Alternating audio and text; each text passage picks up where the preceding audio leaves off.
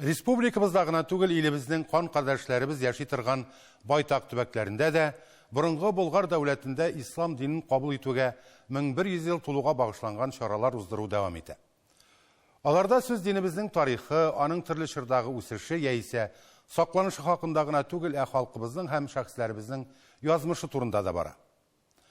Шундый мәртәбәле зур фәнни җыен Идел буе төбәкләреннән килгән галимнәр, дин белгечләре һәм мөфтиләр катнашында Пенза шәһәрендә узды. Анда яңгыраган кайбер кызыклы фикерләрне хәбәрчебез Рамис Сафин тыңлады. Күренеп тора, оештыручылар әлеге чарага күптән һәм ныклап әзерләнә башлаганнар. Бу әлбәттә һәр төрле күргәзмәләр яисә чыгыш ясаучыларның күплегендә генә түгел, анда төрле төбәкләрдән килгән мәртәбәле галимнәрнең һәм танылган дин белгечләренең булуында чагыла. Тарих хакында, мусульманнар турында, безнең конфессиялар турында, диннәр хакында тарихчылар сөйләсеннәр, академиклар сөйләсеннәр, галимнарыбыз сөйләсен. Чөнки история менә безнең тарихыбыз хакында бик күп мәгълүматлар менә бүгенге көндә күп кеше белми. Сура елгасы буенда урнашкан Пенза татарлары җирле төбәк тарихын, анда гомер иткән танылган шәхесләрнең язмышын өйрәнү буенча күпләргә үрнәк булырлык гаять зур эш алып баралар. Биредә ел сайын диярлек бер татар авылының тарихы турында китап басыла. Пенза архивлары, Саратов архивларын күтәрдек, Башкирия архивларын күтәрдек, Мәскәү, Ленинград архивларын күтәрдек. Безнеке җыелды 25 мең документальный документлар, связанные с татарларны. Аларны biz решили, беренчедән тотындык, без думать иттек, что бер 2 том җибәрергә. Вот. Аннан инде качан хезмәтебез тотынды, да, материал күп, и без инде менгездек 4 томга, только исторический часть. Качан тотынасың документларны разбирать, доктор.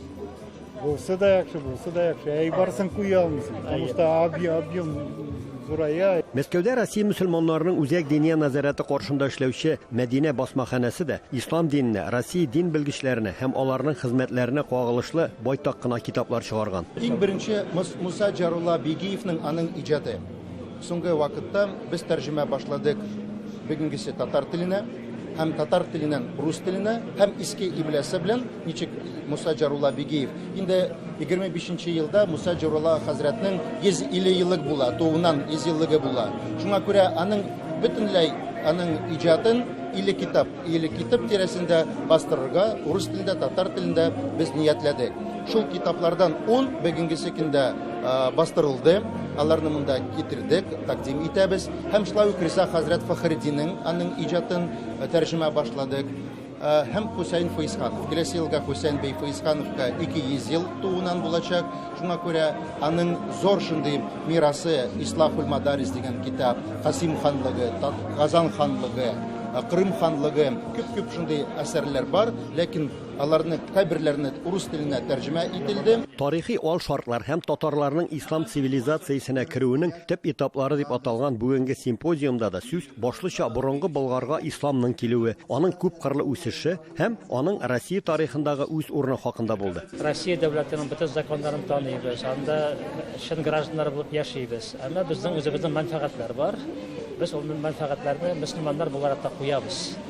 Чөнки дини ирек булырга тиеш, һәм ул Россиядә бүген әнә ул яктан Аллаһка шөкер нормаль ситуация. Инде бөтен безнең теге байлыклар нигезендә ислам тәгълиматы ята. Чөнки бабалар 1100 ел буе шуның ягына иярә биргәннәр, шул диннең шуның белән яшәгәннәр, шуның белән фәлсәфә булдырганнар.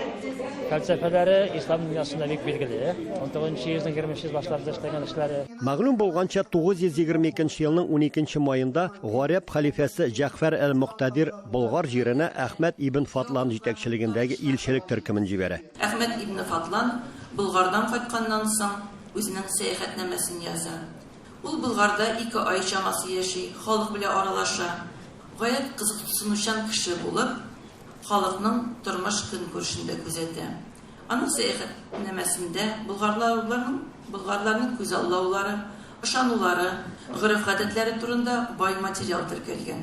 11-12 гасырларда яшәгән гарәп сәяхәтчесе һәм язучысы Абу Хамид әл-Гарнати Болгарда яшәүчеләрнең тормыш көнкүреш хакында шактый гына кызыклы мәгълүматлар язып калдырган. В середине XII века он говорит, что здесь распространено учение Абу Ханифы. Вот это тоже очень важное дополнение, что не просто значит, какие-то сведения абстрактные о том, что у нас был распространен ханафитский мазхаб, а это свидетельство современника, который сам посетил Болгар, а не передавал какие-то другие сведения. Симпозиум барышында Россия төбәкләрендә һәм якын чит илләрдә яшәүче кайбер галимнәр онлайн форматта да чыгыш ясады. Сарытау өлкәсе мөфтие Мөкаддәс хәзрәт Бибарсов билгеләп узганча, Болгар дәүләте тарихына һәм татар язмышына багышланган мондый фәнни очрашулар ел азагына кадәр дәвам итәчәк. Пенза өлкәсеннән Рамис Сафин, Татарлар.